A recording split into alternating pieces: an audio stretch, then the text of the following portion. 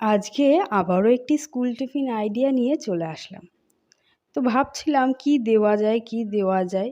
আ রুটি তরকারি মেয়ে নেবে না বলেই দিয়েছিল কালকেই। তো সেই জন্য ভাবছিলাম যে কি করব, কি দেওয়া যায়? তারপরে মনে হলো ঠিক আছে এটাই করে দিই।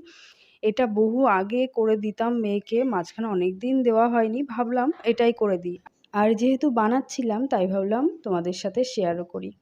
তো একটা মাত্র আলু দিয়ে আমি এই টিফিনটা রেডি করব। তো প্রথমে আলুটাকে আমি গ্রেট করে নিয়েছি এই যে গ্রেটারের সাহায্যে।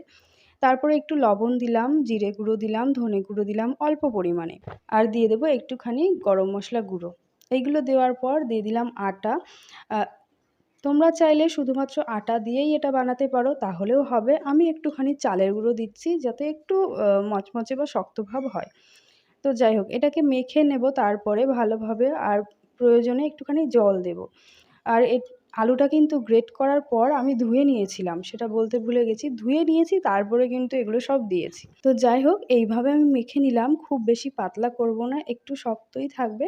কারণ লবণ দেওয়া হয়েছে আলুতে, তো জল ছাড়বে, একটু পাতলা হয়েই যাবে। তারপরে তাওয়ার মধ্যে দিয়ে এটা এপিঠ-ওপিঠ করে ভেজে নেব। প্রথমে কিছুটা দিয়ে দিলাম, তারপরে ঢেকে দেব যাতে আলুটা সেদ্ধ হয়ে যায় ভালোভাবে। তারপরে একটু উল্টে দেব, সামান্য পরিমাণে তেল দেব, অল্প ২-১ ফোঁটা।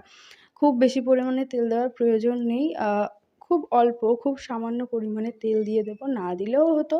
তা মনে হলো না একটু দিয়ে দিলে একটু ভাজা, ভাজা হবে। খেতেও ভালো লাগবে। তো দিয়ে আবারও ঢেকে দিলাম। তারপরে কিছুক্ষণ বাদে এটাকে আবারও উল্টে-পাল্টে একটু ভেজে নেব। আর গ্যাস ওভেনের আঁচটাকে একটু বাড়িয়ে ভেজে নেব, ভেজে তুলে নেব। তো এই যে দেখো একটা কিন্তু রেডি হয়ে গেছে। এবার এটাকে তুলে নিচ্ছি। আর এটা কিন্তু সস দিয়ে খেতে বেশ ভালো লাগে। তোমরাও কিন্তু বাচ্চাদের টিফিনে অথবা সন্ধ্যায় স্ন্যাক্স হিসাবেও দিতে পারো। খুব ভালো হয়। আর যেহেতু এটা হেলদি খাবার তো কোনো অসুবিধা নেই। তো দেখো একটা, একটা করে সব আমি ভেজে নিয়েছি এবং সব শেষে যেটা করেছিলাম, অল্প একটু ব্যাটারের মধ্যে একটুখানি হলুদ দিয়ে দিয়েছিলাম। যে কারণে দুটো দেখো হলুদ হয়েছে। তো হলুদটা তোমরা দিতেই পারো, হলুদ রং হবে, না দিলেও হয়। তো এই তো আজকের টিফিন রেসিপি। কেমন লাগলো অবশ্যই জানিও। ধন্যবাদ ভিডিওটি দেখার জন্য।